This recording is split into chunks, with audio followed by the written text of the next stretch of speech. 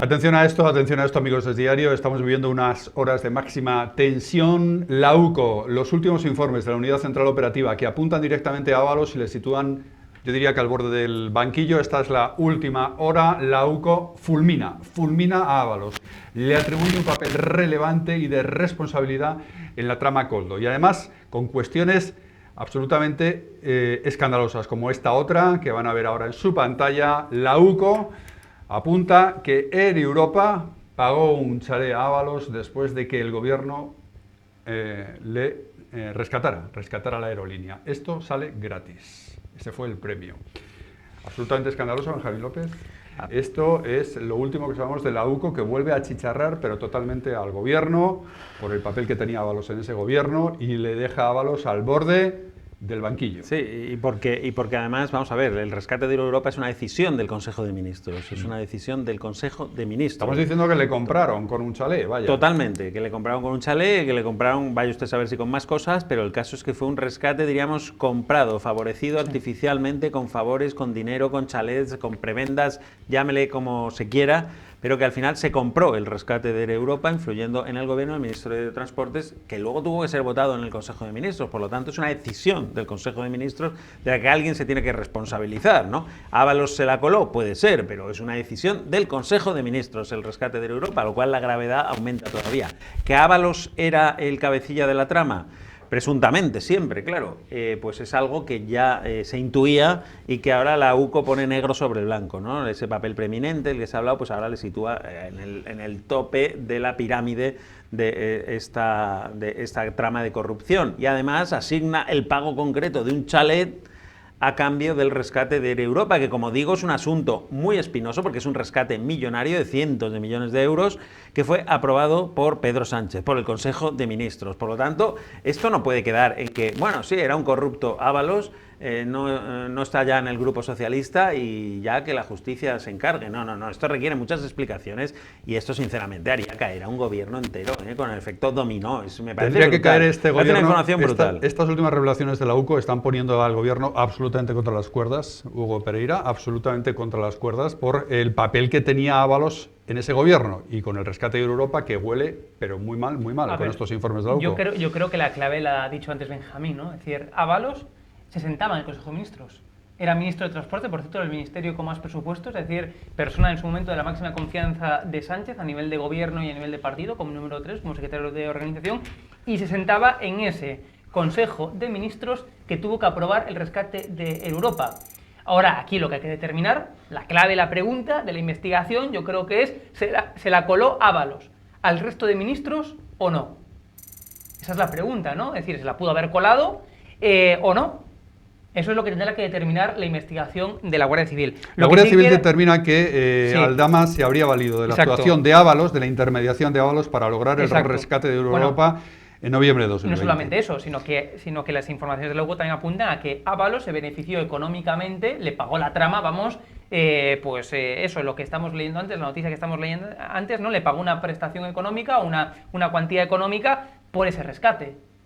Es decir, eso es lo que hay. E insisto, aquí la gravedad es que Ábalos, en ese momento, cuando estaba actuando la trama, estaba sentado en ese Consejo de Ministros, que tuvo que aprobar también el rescate de Air Europa. Eso es un hecho objetivo, es la noticia, aquí no hay nada de presunto, eso es un hecho objetivo. Es un hecho objetivo.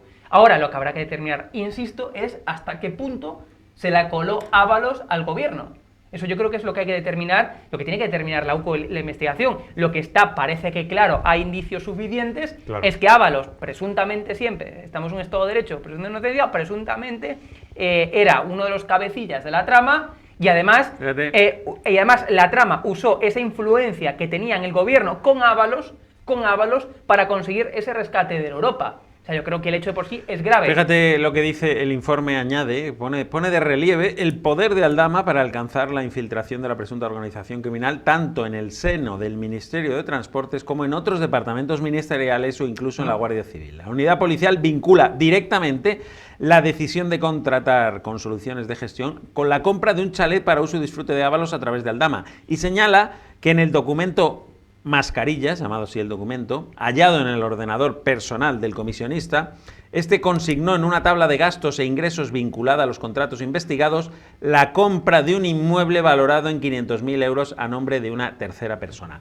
Esto empieza a encajar un poco las piezas del puzzle. El otro día hablábamos aquí de dónde está el patrimonio de Ábalos, dónde está el dinero de Ábalos. Claro. Si Koldo tiene pisos en Benidorm, un chalet en Polop, parcelas rústicas o no rústicas o construibles en edificables en Polop, y si tiene un patrimonio, que ha descubierto, voy a decir, ¿dónde estaba el patrimonio de Ábalos? Más allá de ese chalet de Perú en Chimbote, que es anterior a toda esta trama delictiva. Claro. ¿Dónde estaba el patrimonio de Ábalos? Y aquí la UCO empieza a perfilarlo. Bueno, hablamos de un chalet de 500.000, hablamos de un piso de 500.000 euros, hablamos del pago de un chalet, que finalmente ese chalet es verdad que no, que se sepa, no está a nombre ahora de Ábalos, pero pudo ser un pago para luego pasarlo a nombre de Ábalos. Es decir, empieza a cuadrar. En algún sitio tiene que estar. Si Ábalos tiene esta posición preeminente en la trama, evidentemente no lo hacía gratis. Claro. Lo haría a cambio de algo, ¿no? Y empezamos a ver ya como los contratos de mascarillas del rescate de Europa, pues tenían unos pagos en forma de inmuebles en este caso, ¿no? Que es lo que apunta la UCO.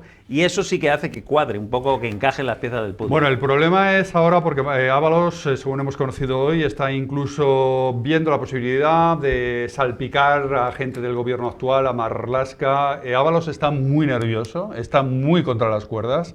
Seguramente él ya sabía que esto se iba a conocer hoy y está intentando salvar algunos muebles porque está totalmente achicharrado. La incógnita es saber qué pasos puede dar Ábalos a partir de ahora. A ver, parecía que hasta ahora usaba la estrategia de defensa.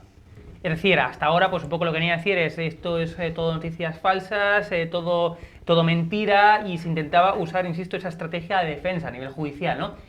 Pero ahora parece que está dando un poco un cambio y está usando la estrategia de ofensiva, ¿no? Sí. Es decir, no es lo mismo defenderse que también, además, hacer uso de estrategia ofensiva, ¿no? A nivel judicial para intentar un poco, bueno, echar un poco de mierda, como se dice coloquialmente, ¿no? A otras personas y para un poco librarse el mismo.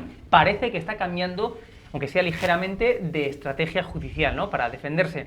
Veremos hasta qué punto, pero lo que está claro es que Ábalos sabe perfectamente que si apunta a Marlaska, por mucho que diga que vaya como testigo, ¿no? Es decir, no como investigado, sino como testigo, claro, sabe perfectamente que existe una pena del telediario, sabe perfectamente que va a afectar a Marlaska aunque vaya como testigo, y el simple hecho de que pida que Marlaska vaya como testigo, pues sabe perfectamente que puede afectar al actual ministro del Interior. Ojo, entonces yo creo que no es gratuito el que Ábalos pues pida que vaya como testigo Marlaska. Creo que es evidente, y Ábalos es consciente de ello, fue ministro, claro, sabe las consecuencias que tiene esto a nivel de pena de telediario, que por desgracia existe en España y en el mundo mundial. Pues dos auténticos bombazos en las últimas horas. En lo referido a Ábalos, se lo recuerdo, estas son las dos noticias. La UCO, la Unidad Central Operativa de la Guardia Civil, culmina que Ábalos tuvo un papel relevante y de responsabilidad en la trama Koldo, y segundo bombazo que se desprende de eso, la UCO apunta a que Air Europa pagó un chalet a Ábalos, un chalet para que pasara unas vacaciones después de que el gobierno la rescatara. Esto sale gratis, dijo Koldo, esto te sale gratis, en fin, un auténtico desastre. Es diario, es noticia.